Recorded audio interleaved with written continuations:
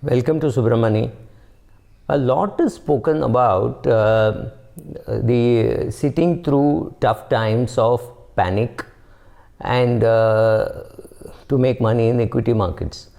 Equal importance should be paid to sitting through tough times of boredom, because boredom is not something easy to conquer, and for an investor to be a good investor, it is important that he sits on his table doing nothing for very long periods of time, being absolutely vela and being able to happily manage it. I'm perfectly alright if you watch a movie, if you go on parties, attend parties, go on travel, learn photography, learn music, do anything, but don't keep looking at your portfolio and start getting bored and say, this company is going nowhere, I think I should sell this, I should buy that. There has to be some logic in what you're doing. If there was no logic in how your portfolio got built, there's a good logic that you will say, okay, let me sell, and then you find that share going up and the share that you bought is not going up, and then you feel, oh my god, maybe I should have done the reverse, and then you are again, don't itch for action.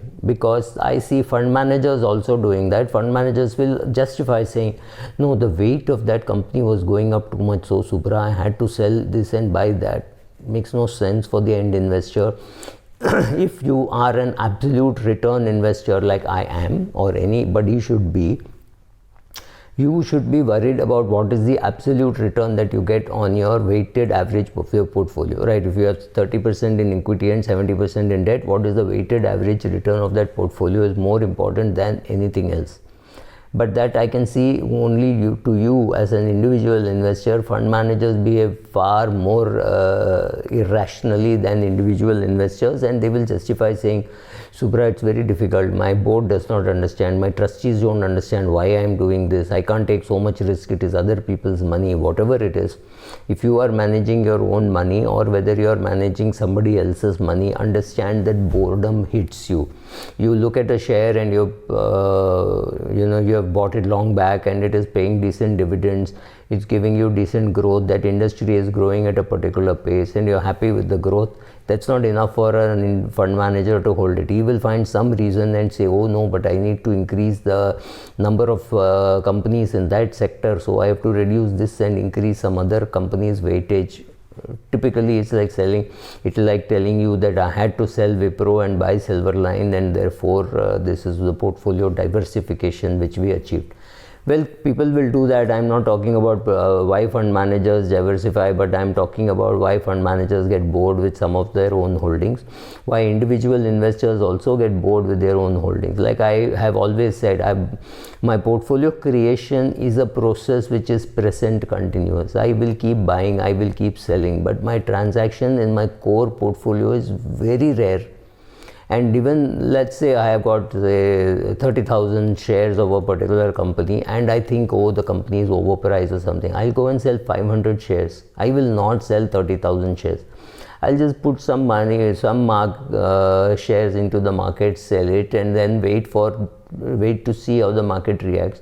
And I will actually be happy if the price falls, because I'll get a chance to cover those 500 shares. I should actually be sad because I've got 29,500 of those shares and only 500 have been sold. But this is how I react.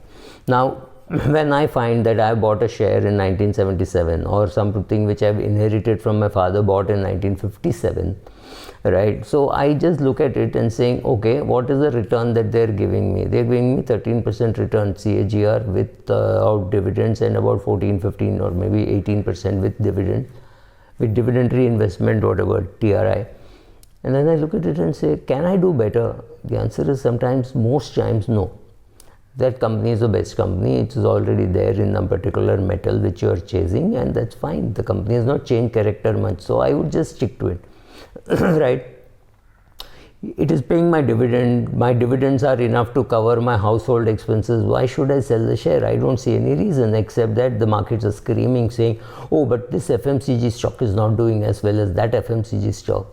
Be my guest. I'm not going to sell my Colgate to buy my P&G, or I'm not going to sell my P&G to buy Gillette, right? I don't care whether there's a merger or not a merger. I own Colgate, I know P&G, I hold P&G, and I hold Gillette. To me, it doesn't matter. I don't see any conflict of Colgate versus P&G or Colgate versus HUL or things like that. You can own all the three, right? If I'm picking a team for India, then I cannot take Ricky Ponting, or I cannot take anybody from any other country. But if I'm creating a world 11, I can just pick up whatever I want. So here I am, I'm creating my own portfolio. There is no reason why I can't pick up 3-4 equity shares from different places, or 3-4 fund schemes from different fund houses. I'm not forced to do anything like that, right?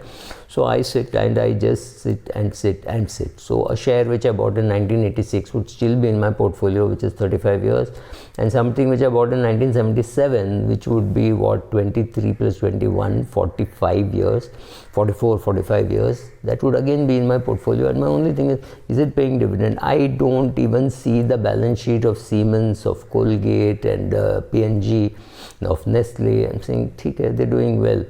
Yes, it is possible that during this long 40-year period, there may have been 2 quarters, 3 quarters, 2 years when it didn't do well. Maybe I should have reviewed it. But I'm saying, to me, the criteria is it paying rising dividends? To me, that's enough, because I've been holding these shares for 30, 40 years. I know it's not the right way to do it. I know I have to constantly look for better opportunities, but why should I? I'm not running a race. I don't owe you an explanation why I'm getting so much of return, right? So I have a very, very boring and dull portfolio, and I guess my rewards are because I can tolerate boredom, because I've got other things to do. When you have nothing else to do, if you are a workaholic and you are currently unemployed, or you're between jobs or something like that, what will you do to fill up your time? So you will pick up your portfolio and say, I think I should reduce this, I should buy that, I should add this, reduce this, whatever. You want action because you're bored. You don't want action because that company is good or company is bad.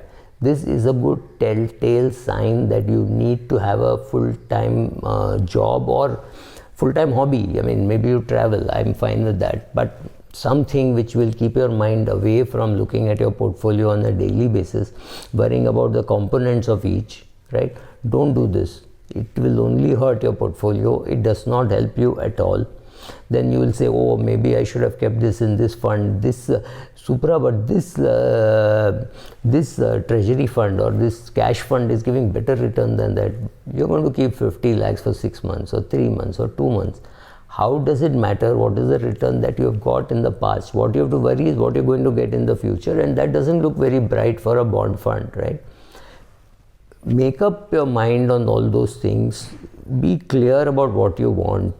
Be clear that the market rewards people for taking risk and for sitting through turbulent times and for sitting through boring, dull times and meetings and things like that, saying, I will focus on what I need, I will not bother too much about what others are getting, etc. I will conquer boredom. Once you conquer boredom, your prospects improve and your equity funds start doing better. Thank you.